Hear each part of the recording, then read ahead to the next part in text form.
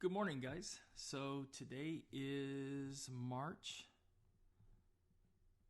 17th, and today we're going to do integration by substitution day 1. Just to talk about this a little bit, we know from derivatives that we have the chain rule. So if we take the derivative with respect to x of f of g of x, then that would be f prime of g of x times g prime of x. That's just the chain rule from here. So how do we find antiderivatives? So how do we go backwards? Well, one way to look at this is when you take the integral of a product, sometimes that product came from the chain rule.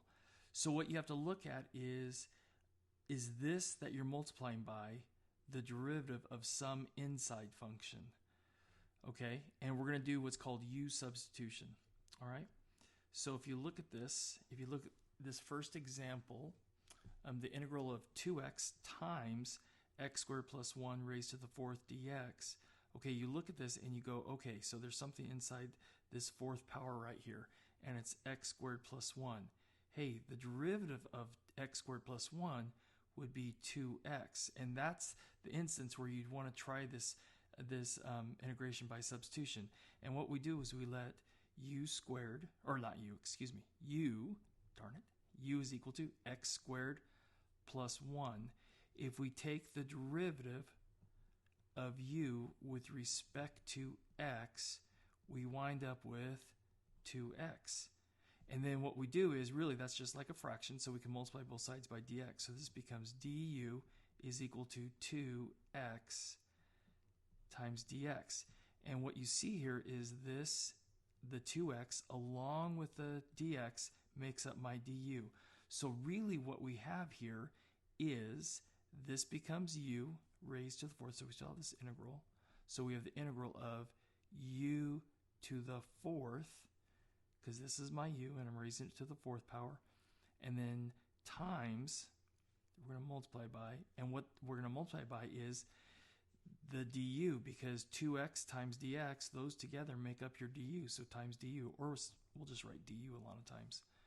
Okay, so how do you find the integral of u to the fourth du? Well, it's just the power rule, right?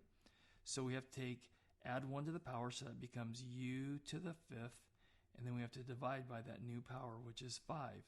And then remember, always remember this when we're doing indefinite integrals, this came from some derivative, so that has to be plus some constant, because if we take the derivative constant, then we would get just this back.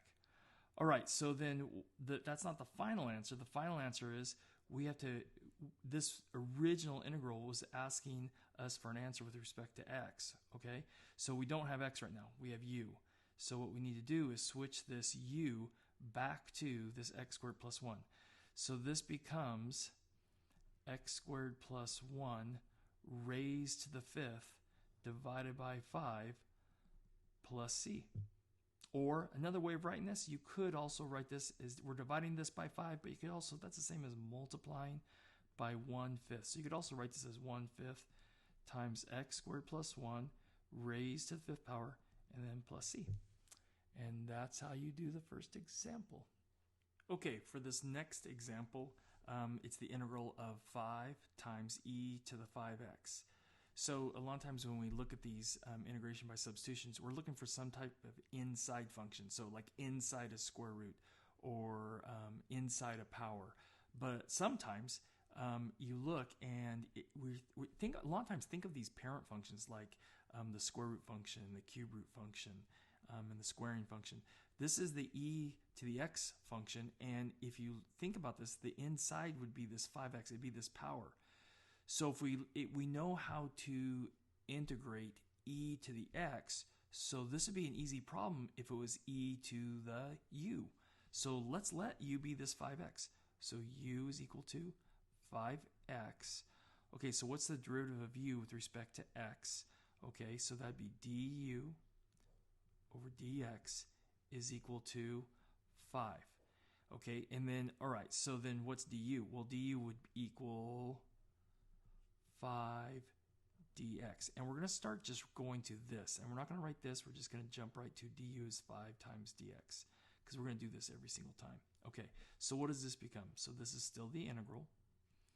And this 5 right here along with the dx makes my du.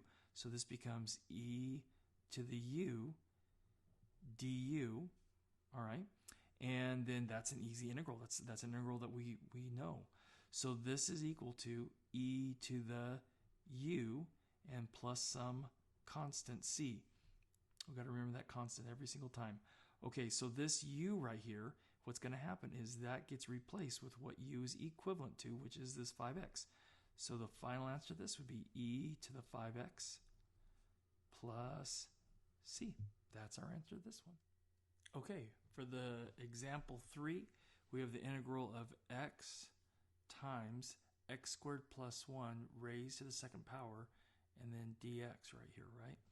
So if you look at this, okay, so you're thinking, all right, I see a squaring function, I'm multiplying that by x. Okay, what happens if I take the derivative of x squared plus 1? Okay, so that'd be 2x plus 0. Okay, so that would pick up this x right here, but I would need an additional 2, which isn't, you don't see that right there, right? Well, there's a way to fix that. If the only thing you need to change is a constant, you can do that. By multiplying, we're going to multiply this by 2, and we're also going to multiply by 1/2. So the way that's going to work is you let u be x squared plus 1, because that's the inside of the squaring function.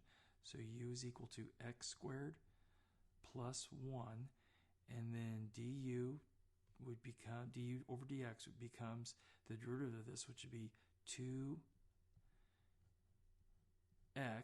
right? And underneath this is dx, so I'm just going to write here, multiplying that by dx.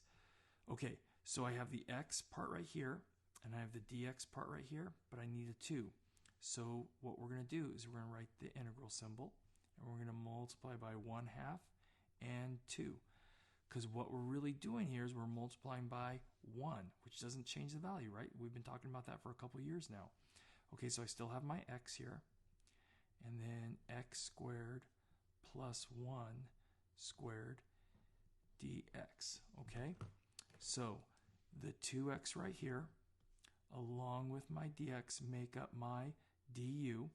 This 1/2 I really don't need. So because it's a constant, I'm just going to pull it outside the integral symbol. So this will equal, and then 1/2 the integral.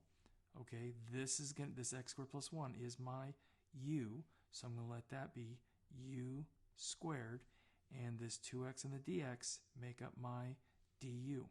And this is going to be a really simple problem to integrate now. Okay, so just power rule. So this is equal to 1/2, and then times u cubed over 3, right? Power rule. And then we need to add that. And what do we need to add? That's right. It's a constant, right? C. Okay, so we have this 1/2, and this is really also multiplying by 1/3. So this becomes 1/6, and then u cubed. Well, u cubed, u is x squared plus 1, so that'd be times x squared plus 1 cubed, and then plus that c. Now, equivalent answer, like I said earlier, this could be also written as x squared plus 1 cubed over 6 plus some constant c. And, you know, this is a fine answer, this is a fine answer. There's not one that's better. They're just different ways of writing the same thing. So that's all there is to that. Okay, next example is example 4. Let me zoom in a little bit. There we go. Okay, so this is example 4 is the integral of sine squared of 3x. Now remember, that's also, this whole thing can be written like this, sine of 3x, close the parenthesis there, and then squared. So the outside function is squaring. Inside that we have the sine function, and inside that we have the 3x function. And then we have cosine here, so multiplying by cosine of 3x and then dx. All right, so what can you do? Okay, so there's actually 2 inside functions. Do you want u to be 3x, or do you want it to be the sine of 3x? Well, let's try something. Let's just see what happens. And sometimes you just got to try and see what happens. So let's let u be 3x, okay? So du would become 3 dx, because the derivative of 3x is 3, and then multiplying by dx. Okay, is that going to help me at all? Is that going to make the problem simpler? Okay, so what if I did this? I would just have sine squared of u cosine of u, and then I'd have the dx, but I'd also have to have a 3. That's not really going to help me simplify this and make it a simpler problem. So what else could you try? Okay, well, how about letting u be sine of 3x? So this one's not going to work. It's a bad choice for letting u. Sometimes we make the wrong choice, and then that helps us to learn better how to make the right choice for u. Okay, so let's let u equal now sine of 3x. Okay, what would du dx be? Well, du dx would be, well, the derivative of sine would be cosine of 3x multiplied by the inside function, which is 3x, so times 3, right? And then there's a dx underneath here, so I also have to multiply over here by dx. Hey, that's kind of nice, right? Because you start to see things, the du will pick things up if you pick the right u. So now what happens is this cosine of 3x and the dx is a big chunk of this du, right? And then, so all we need is this 3. Well, we can put a 3 there as long as we also multiply by its reciprocal, 1/3, because in essence, we're really just multiplying by a version of 1, okay?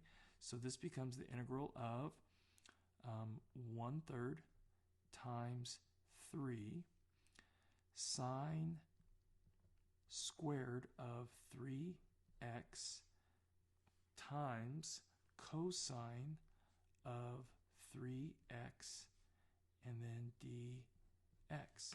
Okay, so then this cosine of 3x, the dx, and the 3 all become my du right here. Okay, all right, so this 1/3 comes out because it's a constant. So 1/3 the integral of, and then we'd have, this would become the sine of 3x right here squared. Okay, so sine of 3x is u, so that becomes u squared, okay, times du. Okay, so that's just the integral of 1/3, the integral of u squared du. So that's going to be equal to 1/3 times the u squared becomes, add 1 to the power, so that becomes 3, divide by that new power, which is 3, and then plus some constant c. Okay, so this becomes 1/9. And the u, well, what was u? It was sine of 3x, so it's going to be sine cubed of 3x plus some constant c. Okay, the final example is example 5, and it's the integral of x squared plus 5x minus 4 all over x dx. So I wanted to show you one where you really aren't going to need to use this idea of integration by substitution. You really don't see an inside function. You don't see something inside a square or inside a sine or inside a square root or anything like that. Okay, so what else could you do here? Well, one is just do some algebra, okay? So remember, I've talked about this a lot last year. What did this come from elementary school? Okay, it came from adding and subtracting 3 fractions, right? Okay, so we're going to rewrite that. The first fraction, and all 3 of the fractions have a common denominator of this x. So it's really just going to divide each term by x. So this is the integral of x squared over x, and then plus 5x over x minus 4 over x, and then dx. Okay, simplifying this a little bit. Okay, so x squared over x, that becomes the integral of x plus the 5 minus 4 over x dx. Okay, all right. So remember, when we do integrals, we can break it up. When we're adding and subtracting, we can break it up into individual ones. So this is equal to the integral of x dx plus the integral of 5 dx minus the integral of 4 over x dx. Okay, we don't always need to rewrite it as all three. We could just do it up here and think of it as like I'm integrating this with respect to x, and this one with respect to x, and this one with respect to x. Okay, this 4 could be pulled out. Okay, so this is the integral of x dx plus, even this 5 could be pulled out because it's a constant, 5 times the integral of dx, and then minus 4 times the integral of 1 over x dx. Okay, so the integral of x, we'll add 1 to the power, so that would become x squared over 2, and then plus the integral of dx would be x, so this would be plus 5x minus 4. Okay, watch out. Okay, this is x to the negative 1, right? But if you try to add 1 to the power, that becomes x to the 0, right? And then you divide by 0, that doesn't work. So remember, this is one of those special ones, okay? So this becomes, really, do you remember? It's the natural log of the absolute value of x for this one. So minus 4 times the natural log of the absolute value of x, so close the absolute value. And then, okay, all of these had a c. Well, we just accumulate all of them as one c at the very end right here. So plus c. And that's how you do this one. It didn't even involve integration by substitution because it really didn't come from the chain rule. Remember we talked about that at the very beginning? Didn't come from it. So that's why we were able to integrate it like the way we did. Okay? All right. See you guys tomorrow.